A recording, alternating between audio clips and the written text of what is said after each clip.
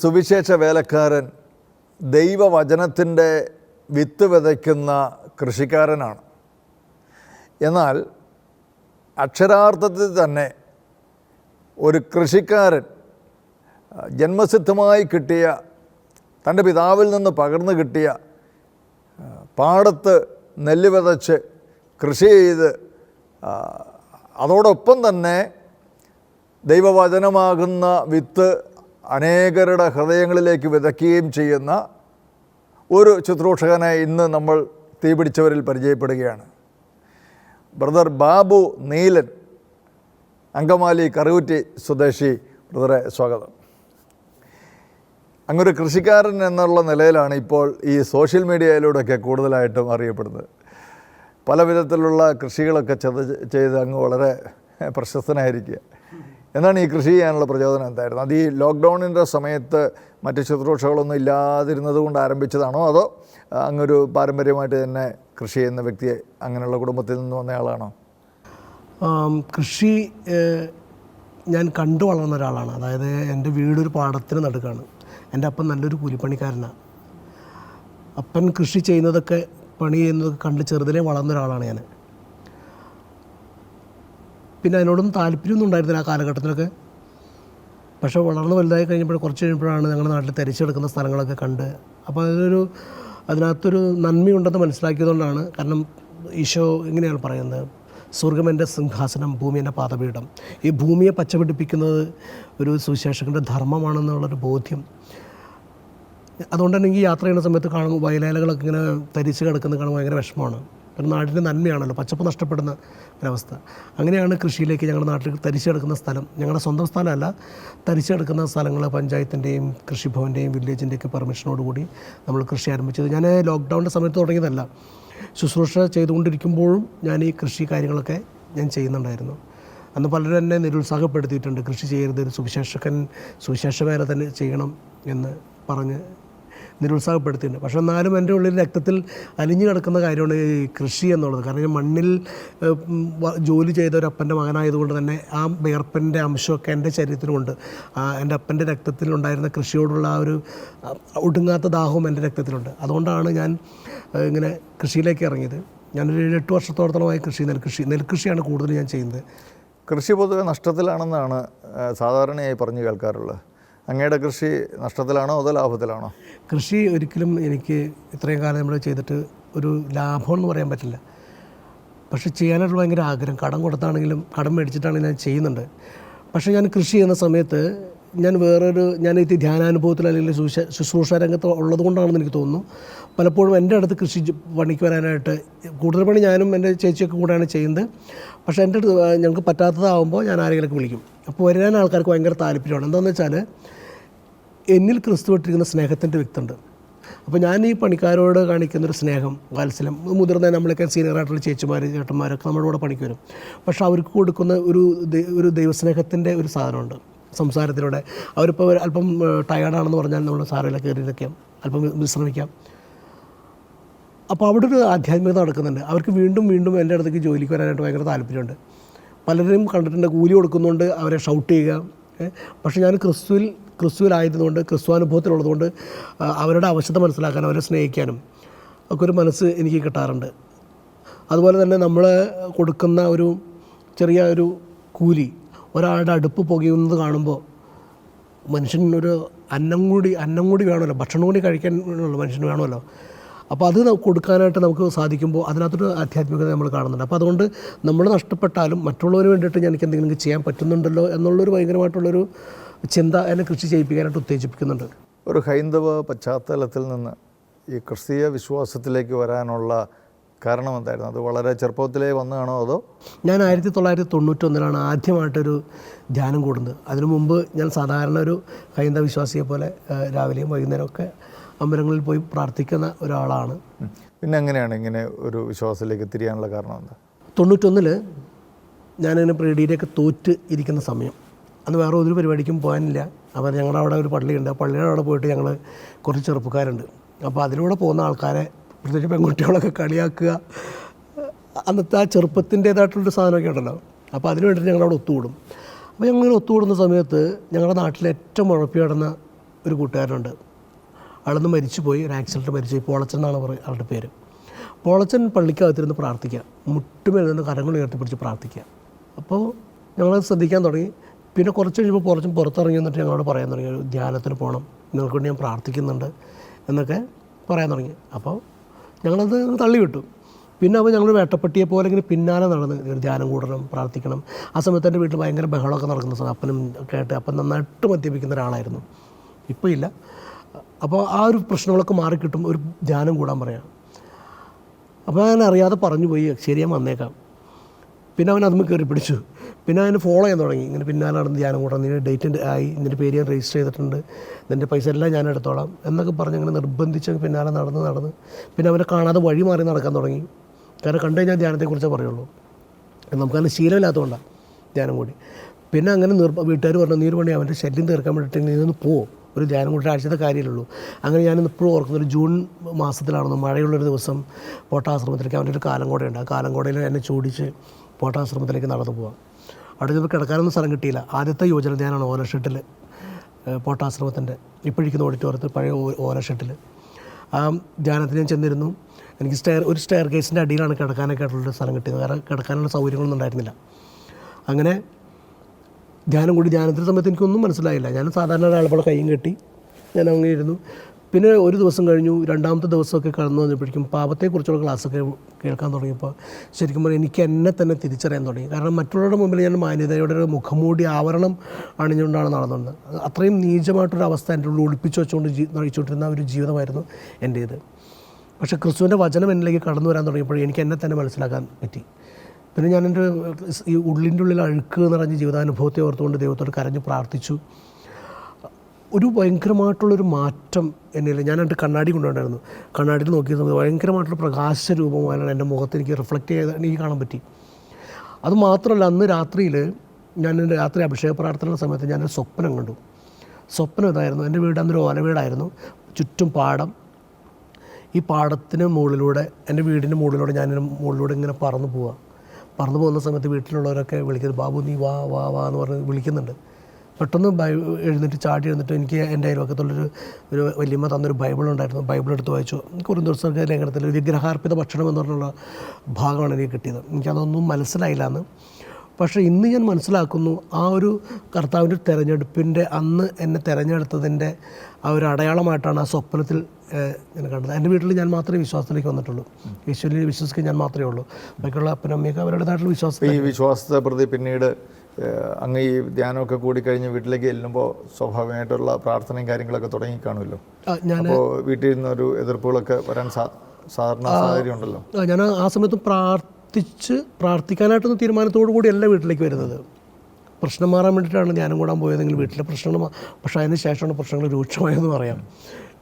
വീണ്ടും ബഹളങ്ങളൊക്കെ കൂടി വരുന്നു. അപ്പോൾ അറിയാതെ തന്നെ അവിടെ ഇടവകയിലൊരു പ്രാർത്ഥന ഗ്രൂപ്പ് ഉണ്ടായിരുന്നു. ആ പ്രാർത്ഥന ഗ്രൂപ്പിലേക്ക് പോയി എന്നെ പ്രാർത്ഥിക്കാനായിട്ട് അവർ പഠിപ്പിച്ചു. പക്ഷേ ഈ പ്രശ്നങ്ങൾ വരുമ്പോഴും ഈ പ്രാർത്ഥനയിലേക്ക് ഞാൻ അറിയാതെ വീണ് കഴിഞ്ഞപ്പോൾ ഈ പ്രശ്നങ്ങളെ ഫേസ് ചെയ്യാനായിട്ട് പഠിക്കാൻ തുടങ്ങി. ഒരുപാട് എതിർപ്പുകൾ വീട്ടിൽ നിന്നുണ്ടായിട്ടുണ്ട്. ചേട്ടനൊക്കെ എന്നെ ബൈബിൾ എടുത്ത് കത്തിക്കാൻ ശ്രമിക്കുന്നു, വീട്ടിൽ നിന്ന് അടിച്ചിറക്കുന്നു. അങ്ങനെ എല്ലാ രീതിയിലും വല്ലാത്തൊരു വിഷമങ്ങൾ. അന്നൊരു ടീനേജറാണ്. 21 വയസ്സായിരുന്നു. ബ്രീഡിയിലേക്ക് കഴിഞ്ഞിരിക്കുന്നത്. അപ്പോൾ നമുക്കതിനെ എതിർക്കാൻ അങ്ങനെയൊന്നും പറ്റുന്നില്ല. സങ്കടപ്പെടാൻ മാത്രം, മാറിയിരുന്ന് കരയാൻ മാത്രമേ എനിക്ക് പറ്റുള്ളായിരുന്നു. പക്ഷേ അദൃശ്യമായൊരു ശക്തി അന്ന് എന്നെ പിടിച്ച് ബലപ്പെടുത്തിക്കൊണ്ടിരുന്നു. തകർന്നു പോകാതെ എന്നെ കൂട്ടിക്കൊണ്ട് നടന്നിരുന്നു. അങ്ങനെയാണ് ആ ആരംഭഘട്ടത്തിലുണ്ടായിരുന്ന പ്രതിസന്ധികളൊക്കെ വീട്ടിൽ നിന്നൊക്കെ തരണം ചെയ്യാനുള്ള കരുത്ത് എനിക്ക് കിട്ടിയത്. പിന്നീട് എങ്ങനെയാണ് ഈ ശുശ്രൂഷ രംഗത്തേക്കൊക്കെ വന്നത്? അതിനുശേഷം ഈ 21 വയസ്സിലാണല്ലോ ഈ അനുഭവം ഉണ്ടാകുന്നതൊക്കെ. അപ്പോൾ ഈ ജോലിക്കോ മറ്റു കാര്യങ്ങൾക്കോ ഒന്നും ശ്രമിച്ചില്ലേ? ജോലിക്ക് ശ്രമിക്കാമെങ്കിൽ എന്നെ ശ്രമിച്ചിരുന്നു. ഞാനൊരു PSC എംപ്ലോയ്മെൻറ്റ് രജിസ്റ്റർ ചെയ്ത് എനിക്കൊരു ട്രെയിനിങ്ങിന് കിട്ടി. അങ്ങനെ പാലക്കാട് കൊണ്ടുവന്നാക്കി. അപ്പോൾ ഡിവൈനിലൊക്കെ ധ്യാനം നടക്കുന്ന സമയത്താണ്. അപ്പോൾ ഞങ്ങളുടെ ഇടയിൽ പ്രാർത്ഥന ഗ്രൂപ്പ് സജീവമായി. അതിനാണ് അങ്കമാലി സോണിൽ ഞങ്ങൾ ജീസസ് യൂത്ത് കൂട്ടായ്മകൾ അങ്ങനെ പ്രവർത്തിക്കാൻ തുടങ്ങി. അതിലൊക്കെയാണ് ആ കാലഘട്ടത്തിൽ തിരഞ്ഞെടുക്കപ്പെട്ട കുറേ വ്യക്തികളുണ്ട്. കറുവറ്റിയിലുള്ള ഫാദർ റോയ് പാലാട്ടി CMI, അച്ഛനിപ്പോൾ അമേരിക്കയിലാണ്. പിന്നെ കറുവറ്റിയിലുള്ള ബിജു കറുവറ്റി, പിന്നെ ജോഷി കറുവറ്റി. അങ്ങനെ തിരഞ്ഞെടുപ്പിൻ്റെ ഒരു കാലഘട്ടം. അന്ന് ഞങ്ങൾ തിരഞ്ഞെടുത്ത കുറച്ച് ആൾക്കാരുണ്ടായിരുന്നു.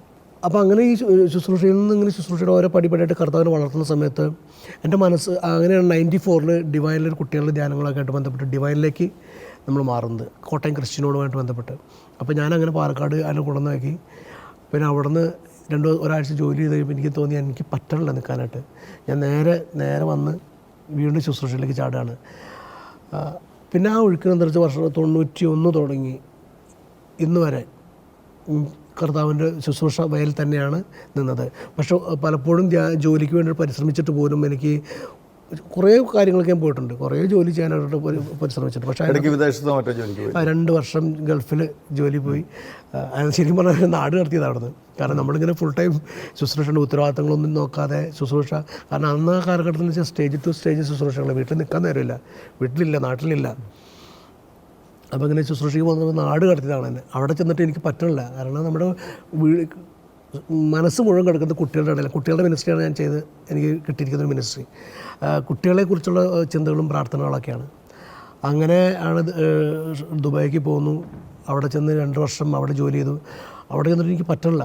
അപ്പോൾ ഒരു ദിവസം അതൊന്ന് മെൻഷൻ ചെയ്യാം ഞാൻ. കാരണം കർത്താവിൻ്റെ ഒരു പരിപാലനയെക്കുറിച്ച്, കാരണം ഞാൻ ദൈവത്തിന് വിളി കിട്ടിയൊരു മനുഷ്യനാണ് എന്നുള്ളൊരു തിരിച്ചറിവ് കർത്താവ് എനിക്ക് തന്നത്. ഇവിടെ ജോലി ചെയ്തുകൊണ്ടിരിക്കുമ്പോൾ വളരെയധികം സങ്കടമാണ്, ഒന്നും ചെയ്യാൻ പറ്റുന്നില്ല. നേരെ ശുശ്രൂഷയുടെ പീക്കായിരിക്കുന്ന സമയത്താണ് ഞാൻ അവിടെ പറിച്ചു കാണപ്പെടുന്നത്. അപ്പോൾ ഞാൻ ഷാർജപ്പള്ളി പോയി ഒരു ദിവസം പ്രാർത്ഥിച്ചുകൊണ്ടിരിക്കുന്ന സമയത്ത് കണ്ണീരൊഴുകി പ്രാർത്ഥിക്കാം, കാരണം ഒന്നും പറ്റുന്നില്ല. അപ്പോഴാണ് ഞാൻ പെട്ടെന്ന് തിരിഞ്ഞു നോക്കിയപ്പോൾ കോട്ടയം ക്രിസ്ത്യയിലെ മേരിക്കുട്ടിയേച്ചി ഷാർജപ്പള്ളിയിൽ നിൽക്കുന്നത്. എനിക്ക് വല്ലാത്തൊരു പ്രാണവായു കിട്ടിയ പോലെ പോയി.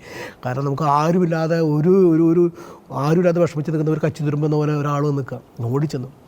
അങ്ങനെ മേരിക്കുട്ടി ചേച്ചിട്ട് ചെന്ന് കാര്യങ്ങൾ പറഞ്ഞു. അപ്പോൾ ചേച്ചി എന്താണ് ഇവിടെ നിൽക്കുന്നത്? അപ്പോൾ പറഞ്ഞു ജോലിക്ക് വേണ്ടി എന്താണ്. അപ്പോൾ നിനക്ക് ഇനി ഇവിടെ ശുശ്രൂഷ ചെയ്യാലോ, കുട്ടികളുടെ മിനിസ്ട്രി ചെയ്യാലോ. അവിടെ ആണെങ്കിൽ ആരും അങ്ങനെ ശുശ്രൂഷയ്ക്ക് കയറ്റുന്നില്ല. കാരണം പുതിയൊരാൾ വന്നു കഴിഞ്ഞാൽ ആരാണെന്തെന്ന് അറിയാൻ പാടില്ലാണ്ട് കയറ്റില്ല. പക്ഷേ എന്നെ കൃത്യമായിട്ട് അറിയാവുന്ന ഒരാൾ, ക്രിസ്ത്യൻ ടീമിൻ്റെ നേതൃത്വത്തിൽ നിൽക്കുന്ന ഒരാൾ വന്ന് പറഞ്ഞു. അങ്ങനെ 2 വർഷക്കാലം കുട്ടികളുടെ മിനിസ്ട്രി ചെയ്യാനായിട്ട് ദൈവം അനുവദിച്ചു. പിന്നെ അവിടെ നിന്ന് തിരിച്ചു പോന്നു. വീണ്ടും ഇവിടെ നമ്മുടെ നാട്ടിൽ ശുശ്രൂഷയിലൊക്കെ സജീവമായിട്ട് ഇങ്ങനെ പോയിക്കൊണ്ടിരിക്കുകയാണ്. അതിനുശേഷം പിന്നീട് എന്താ സംഭവിച്ചു? വിവാഹം ജീവിതത്തിലേക്ക്? അല്ല, വിവാഹം ഞാൻ പറഞ്ഞില്ല, നമുക്ക് വിവാഹത്തെക്കുറിച്ചൊക്കെ ആലോചന ഉണ്ടായിരുന്ന സമയത്ത് ഇങ്ങനെ ഡിമാൻഡ് വീട്ടിൽ ഇങ്ങനെ ഞാൻ പറഞ്ഞു എനിക്ക് വിശ്വാസമുള്ള ഒരു പെൺകുട്ടിയായിരിക്കണം എന്നുള്ളൊരു ഡിമാൻഡ് ചെയ്തു. അപ്പോൾ അത് വീട്ടിലുള്ളൊരു ചേട്ടനൊന്നും പറ്റില്ല എന്നുള്ളൊരു കാര്യം പറഞ്ഞു. 2-3 കേസുകൾ പോയി കണ്ടു. അപ്പോൾ അവർ പറഞ്ഞു, വീട്ടിൽ തന്നെ വിളിച്ച് പറഞ്ഞു അവന് കല്യാണമായി എന്ന് പറഞ്ഞ് അതങ്ങ് മുടക്കി. പിന്നെ അറിയാതെ തന്നെ മനസ്സിലെന്തോ ഒരു തീരുമാനത്തിലേക്ക് എത്തി. വീട്ടുകാർ തന്നെ നമ്മുടെ കല്യാണം മുടക്കി എന്ന് പറയാൻ പറ്റില്ല. അവർ എൻ്റെ വേ ഇതാണെന്ന് പറഞ്ഞപ്പോൾ അത് പറ്റില്ല എന്നുള്ളത് നേരത്തെ തുടങ്ങിയുള്ളൊരു അവസ്ഥയുണ്ടല്ലോ, അതിൻ്റെ മേലെ ഒന്നുകൂടി കയറി നിന്നെന്ന് മാത്രം. ആ മുടക്കി വിളിച്ചു പറഞ്ഞു അവരോട് വരണ്ട എന്നുള്ള സാധനം. അങ്ങനെ യാത്രയ്ക്കിടയിൽ അങ്ങനെ പോകുന്നതിൻ്റെ ഇടയിലാണ് ജീവിതത്തിൽ വലിയ ദാരുണമായൊരു ദുരന്തത്തിലേക്ക് വന്ന് ചാടേണ്ട അവസ്ഥയൊക്കെ വന്നത്. അതായത് ഒരു ശുശ്രൂഷകൻ എന്നുള്ള രീതിയിൽ എത്തിപ്പെടാൻ ചെയ്യാനാത്ത ഒരു അരുതായ്മയിലേക്ക് വീണുപോയി. അതോടുകൂടി ശരിക്കും പറഞ്ഞു കഴിഞ്ഞാൽ എൻ്റെ പിടിവിട്ടു. എന്താ പറ്റിയത്? ഒരു തെറ്റായിട്ടൊരു ബന്ധത്തിൽ ചെന്നുപെടേണ്ടതായിട്ടൊരു അവസ്ഥയിലേക്ക് എത്തി. ഞാൻ അവർ ചെറിയ അഫെയറിലേക്ക് ചെന്ന് പെടേണ്ടി വന്നു. അത് ശുശ്രൂഷ മേഖലയിൽ ഞാനിങ്ങനെ കത്തി നിൽക്കുന്ന സമയമാണ്. കത്തി നിൽക്കുകയെന്ന് വെച്ചാൽ ഇങ്ങനെ ഒന്നായിട്ട് കയറി വരുന്ന സമയത്താണ് പിശാച് കയറി ഒരൊറ്റ വെട്ടിയത്. അതുകൊണ്ട് ഞാൻ തകിടമാണ് താഴെ വീണു. എല്ലാവരും വെറുക്കപ്പെട്ടവനായിട്ട് സമൂഹത്തിൽ. ഒരു പെൺകുട്ടിയോട് ഇഷ്ടം തോന്നുക, അവളെ വിവാഹം കഴിക്കണം എന്നുള്ള ആഗ്രഹം തോന്നുക, അതൊക്കെ ഈ പ്രായത്തിലുണ്ടാകുന്ന ഏതൊരു ചെറുപ്പക്കാരനും സംഭവിക്കാവുന്ന ഒരു കാര്യമേ അങ്ങേലും സംഭവിച്ചിട്ടുള്ളൂ. അതൊരു വലിയ ദുരന്തം ആയിരുന്നു. അത് ഒരുപാട് വ്യാഖ്യാനിക്കുന്നതായിരിക്കും. ഓക്കെ. അല്ല, ഞാൻ ചോദിക്കുന്നത് അതിൻ്റെ പേരിൽ ഈ ആൾക്കാർ നമ്മളെ കൂട്ടുകാരും ഒക്കെ നമ്മളെ തഴയാനുള്ള കാരണം എന്താണെന്ന് ചോദിച്ചാൽ, കാരണം ഒരു ശുശ്രൂഷനെ സംബന്ധിച്ചിടത്തോളം അതങ്ങനെ ആകാൻ പാടില്ല എന്നുള്ളൊരു കൺസെപ്റ്റ് ഉണ്ടല്ലോ. അങ്ങനെ ഒരു അത് വലിയ ദുരന്തമാണ്, അങ്ങനെ ചെയ്യാൻ പാടില്ല, വലിയ തെറ്റാണെന്ന് എനിക്കറിയാം. പക്ഷെ നമ്മൾ വീണുപോയി, ഒരു മനുഷ്യൻ വീണുപോയി. വീഴ്ച എന്ന് പറയുന്നത് എനിക്ക് പറയാൻ പറ്റും, ഞാൻ വീണത് എൻ്റെ ഈശോയുടെ മടിയിലേക്കാണെന്ന് എനിക്ക് പറയാൻ പറ്റും. പക്ഷെ ജനം കാണുമ്പോൾ അവൻ വീണ് തകർന്നു പോയവനാണ്. പക്ഷെ അവനെ ഇനി ചേർത്ത് പിടിച്ചു കഴിഞ്ഞാൽ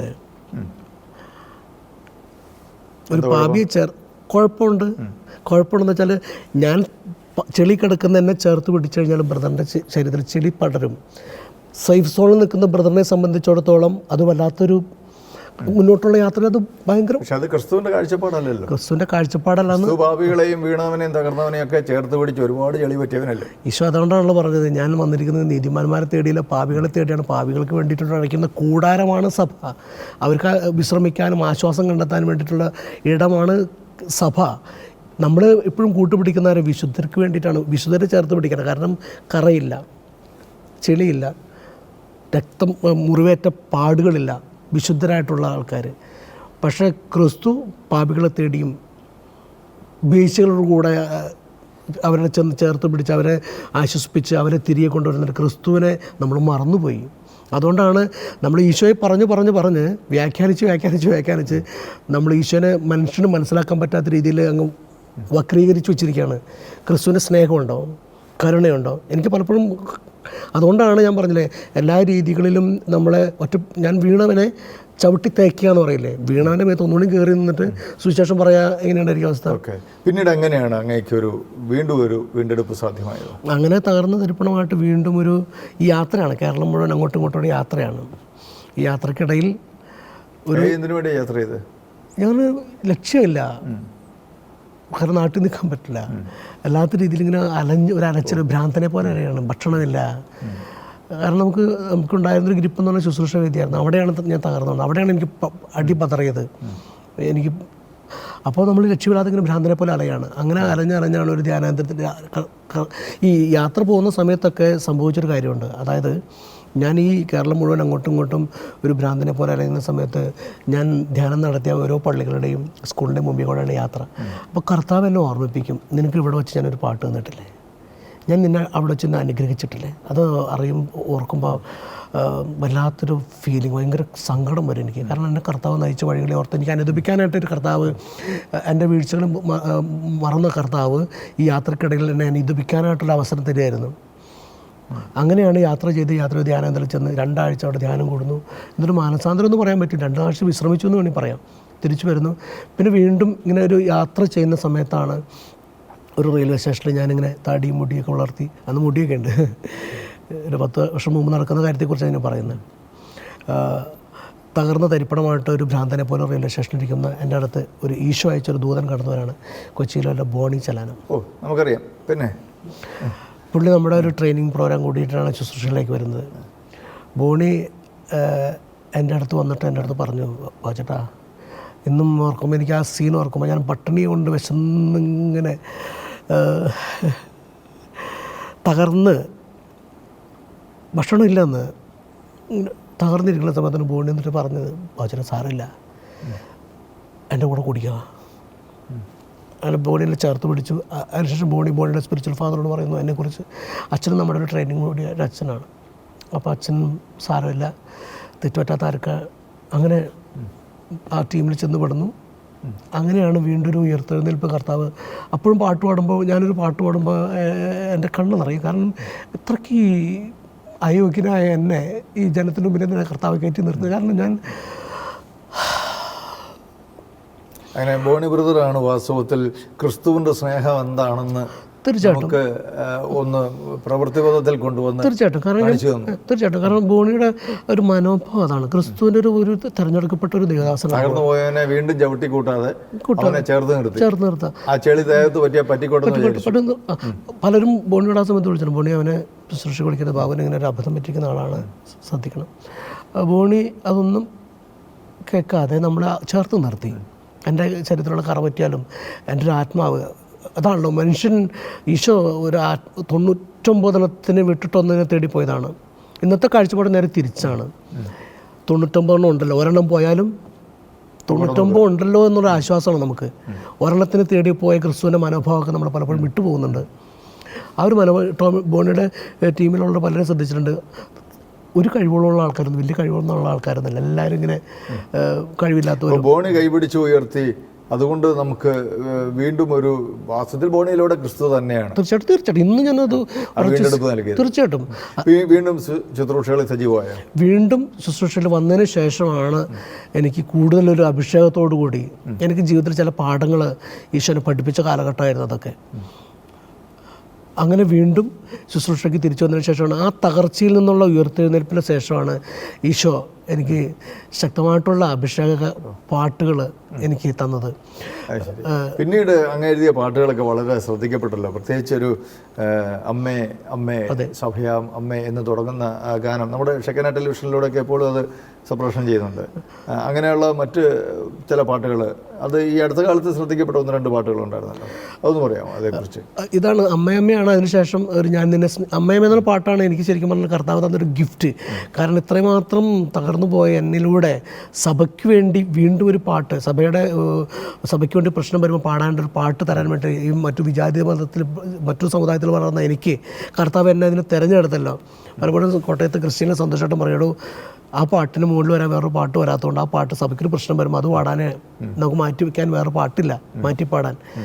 അപ്പം അങ്ങനെ ഒരു പാട്ടിന് വേണ്ടിയിട്ട് എന്നെ ഉപകരണമാക്കി, തകർന്നു പോയവനെ, തരിപ്പണമായവനെ കർത്താവ് ഉപകരണമാക്കി. അതുകൊണ്ടാണ് ഞാൻ നേരത്തെ പറഞ്ഞത്, ഞാൻ വീണത് ക്രിസ്തുവിൻ്റെ മടിയിലേക്കാണ്. കർത്താവ് എന്നെ കരം പിടിച്ചുയർത്തി, നീ ഇതാണെന്നും പറഞ്ഞ് എന്നെ കർത്താവ് ജനത്തിനോട് ബാബു ഇതാണെന്നും പറഞ്ഞ്, അതിന് വീഴ്ച പറ്റാത്ത ആരുമില്ലല്ലോ, ഉയർത്തി പിടിച്ച് കർത്താവ് പറഞ്ഞു നീ ഇത് ചെയ്യാൻ പറഞ്ഞ് എൻ്റെ കയ്യിൽ കർത്താവ് തന്നത്. ഞാൻ നിന്നെ സ്നേഹിക്കുന്നു പരിശുദ്ധാത്മാവ് എന്നുള്ള പാട്ട്. അതിനുശേഷം ഇവാഞ്ചലൈസേഷനുമായിട്ട് ബന്ധപ്പെട്ട കുറേ പാട്ടുകൾ ചെയ്യാനായിട്ട് ഞാൻ എഴുതിയതല്ല, പരിശുദ്ധാത്മാവ് എനിക്ക് തന്നതാണ്. എഴുതാൻ വേണ്ടി ഞാൻ ഇരിക്കാറില്ല. അങ്ങൊരു പാട്ടുകാരനായിരുന്നു ശരിക്കും. ഞാൻ സ്കൂളിലൊക്കെ വെച്ച് കോളേജിലൊക്കെ വെച്ച് അത്യാവശ്യം ചെറിയ രീതിയിൽ പാടുമായിരുന്നു, നന്നായിട്ട് നാടകം ചെയ്യുമായിരുന്നു. കലാകാരനായിരുന്നു. ബേസിക്കലി ഞാൻ ചെറിയ രീതിയിലൊക്കെ അങ്ങനെ സ്കൂളിലും കോളേജിലൊക്കെ നന്നായിട്ട് ചെയ്യുമായിരുന്നു. ആ ഒരു വീഴ്ച ജീവിതത്തിൽ സംഭവിച്ചു, ഒരു അഫെയർ തകർന്നു, അതിൻ്റെ പേരിലാണോ പിന്നീട് വിവാഹ ജീവിതമേ വേണ്ടെന്ന് വെച്ചത്, അതോ മറ്റെന്തെങ്കിലും കാരണം? ഇല്ല, ഞാനിപ്പോൾ ഇത്രയേ ഉള്ളൂ. എൻ്റെ ജീവിതത്തിൽ എടുത്തിരിക്കുന്ന തീരുമാനം, എൻ്റെ ജീവിതത്തിൽ ഞാൻ പ്ലാൻ ചെയ്ത ഒരു കാര്യം നടന്നിട്ടില്ല.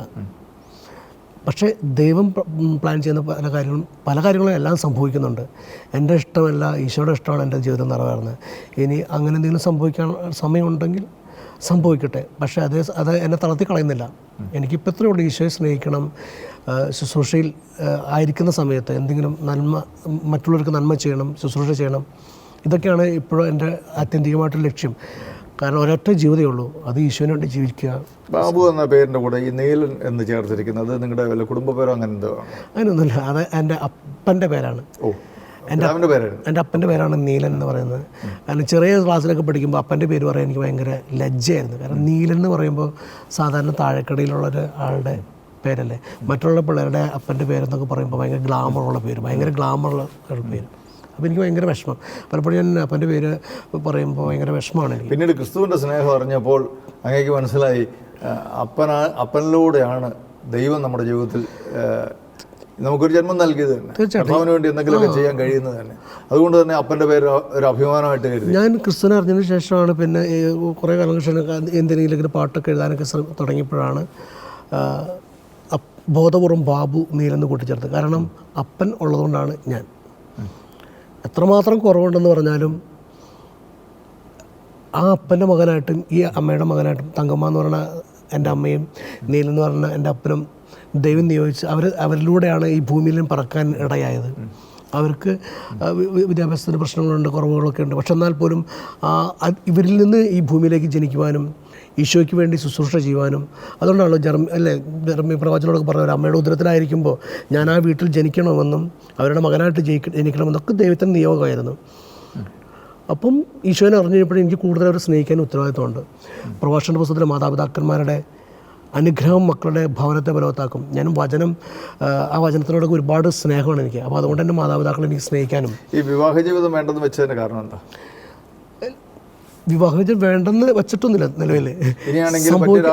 സംഭവിക്കുകയാണെങ്കിൽ സംഭവിക്കട്ടെ അത്ര. പിന്നെ അങ്ങേക്ക് അങ്ങനെ നല്ല ഒരു ജീവിത പങ്കാളിയെ, അങ്ങേ മനസ്സിലാക്കുന്ന, സ്നേഹിക്കുന്ന, ശുശ്രൂഷകളോട് സഹകരിക്കുന്ന, കൃഷിയിൽ സഹകരിക്കുന്ന നല്ലൊരു ജീവിത പങ്കാളിയെ ലഭിക്കട്ടെ എന്ന് പ്രാർത്ഥിക്കുന്നു. അങ്ങയുടെ ഈ സന്ദേശം വാസ്തവത്തിൽ ഒത്തിരി പേർക്ക് വളരെ നല്ല ഒരു സന്ദേശമാണ് നൽകുന്നത്. ഒന്ന് വീണുപോയി, ഒരു തെറ്റിൽ പെട്ടുപോയി എന്ന് കരുതി നമ്മൾ അവിടെ കിടക്കുകയല്ല വേണ്ടത്.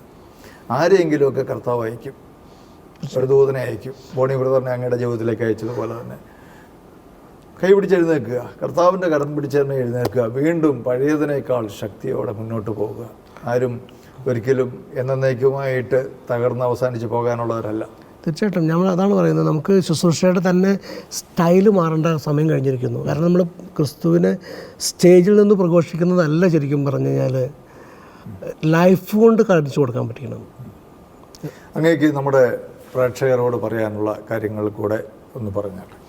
എനിക്ക് പറയാനുള്ളത്, നമ്മൾ തിരഞ്ഞെടുക്കപ്പെട്ട ശുശ്രൂഷകരോടാണ് എനിക്ക് പറയാനുള്ളത്. ശുശ്രൂഷകർ ആരാണോ കേൾക്കട്ടെ, നമുക്ക് ക്രിസ്തുവിൻ്റെ ഹൃദയത്തിൽ ഇടമുണ്ട്. ആരുമായിക്കോട്ടെ, വീണവനായിക്കോട്ടെ, നന്മയുള്ളവനായിക്കോട്ടെ, എല്ലാവരുടെയും ഹൃദയത്തിൽ ഇടമുണ്ട്. ആ ക്രിസ്തുവിലേക്കായിരിക്കണം നമ്മുടെ ഫോക്കസ്. ഒരുപക്ഷെ നമ്മൾ പതറിപ്പോയേക്കാം, ജീവിത യാത്രയിൽ നമ്മൾ ഒരുപക്ഷെ പതറിപ്പോയേക്കാം. പക്ഷേ ക്രിസ്തു നമ്മുടെ കൂടെയുണ്ട്, ഒരു നിഴൽ പോലെ നമ്മുടെ കൂടെയുണ്ട്. എന്തൊക്കെ അനുഭവങ്ങൾ വന്നാലും ക്രിസ്തുവിനെ അറിഞ്ഞ് നമ്മൾ തകർന്നു പോയാലും നമ്മളെ പടുത്തുയർത്താനായിട്ട് ക്രിസ്തു കൂടെയുണ്ട്. അപ്പോൾ അതുകൊണ്ട് സങ്കടപ്പെടരുത്, വിഷമിക്കരുത്. ഈശോ അറിയാതെ ഒരു തലമുടി നാരിഴ പോലും കൊഴിയുന്നില്ല എന്ന് ഉറച്ചു വിശ്വസിക്കുകയാണ്. ജീവിതത്തിൽ എന്തു വന്നാലും ഈശോ അറിയാതെ സംഭവിക്കുന്നില്ല. അതുകൊണ്ട് പ്രതീക്ഷയോടെ, പ്രത്യാശയോട് കൂടി നമുക്ക് ക്രിസ്തുവിനെ സ്നേഹിക്കാം. ഒന്ന് നേടാൻ വേണ്ടിയിട്ട് ക്രിസ്തുവിൻ്റെ കൂടെ കൂടരുതേ എന്നാണ് എൻ്റെ പ്രാർത്ഥന. കാരണം നമ്മൾ പലപ്പോഴും ഈശോയെ സ്നേഹിക്കുന്നത് പലതും നേടാൻ വേണ്ടിയിട്ടല്ല, പക്ഷേ ഈശോ എല്ലാം കൊടുത്തവനാണ്. കൊടുക്കാൻ നമുക്ക് പഠിക്കാം. അപ്പോൾ നമുക്ക് കിട്ടുന്നത് അതുകൊണ്ടാണല്ലോ ഈശോ പറഞ്ഞത്, ആദ്യം അവിടുത്തെ രാജ്യം നീതി അന്വേഷിക്കുക, ബാക്കിയെല്ലാം കൂട്ടിച്ചേർക്കപ്പെടും. അതുകൊണ്ട് ഒന്നും പ്രതീക്ഷിക്കാതെ എല്ലാം കൊടുക്കാൻ വേണ്ടിയിട്ടുള്ള മനസ്സോടുകൂടി നമുക്ക് ശുശ്രൂഷ ചെയ്യാം. അതായിരിക്കണം യഥാർത്ഥ ശുശ്രൂഷ. മറ്റുള്ളവനെ ചേർത്ത് പിടിച്ചാൽ കറ പറ്റുമെന്ന് ഭയന്ന് ഒരു ശുശ്രൂഷകനും മാറി നിൽക്കരുത്. പാപിയുടെ അടുത്തേക്ക് തേടി ചെല്ലുക. 99 ഉണ്ടല്ലോ എന്നുള്ള ആശ്വാസമല്ല, ഒരെണ്ണം നഷ്ടപ്പെട്ടു പോയല്ലോ എന്നുള്ള സങ്കടമാണ് നമ്മളെ ശുശ്രൂഷ ചെയ്യാനായിട്ട് നമ്മളെ ഉത്തേജിപ്പിക്കേണ്ടത്. Praise the Lord. വളരെ നന്ദി ബാബു ബ്രദറെ. അങ്ങയുടെ ഈ സന്ദേശം അനേകർക്ക്, പ്രത്യേകിച്ച് വീണുപോയവർക്ക്, വീണ് കിടക്കുന്നവർക്കൊക്കെ വലിയ ഒരു ഉത്തേജനമായി തീരട്ടെ എന്ന് പ്രാർത്ഥിക്കുന്നു.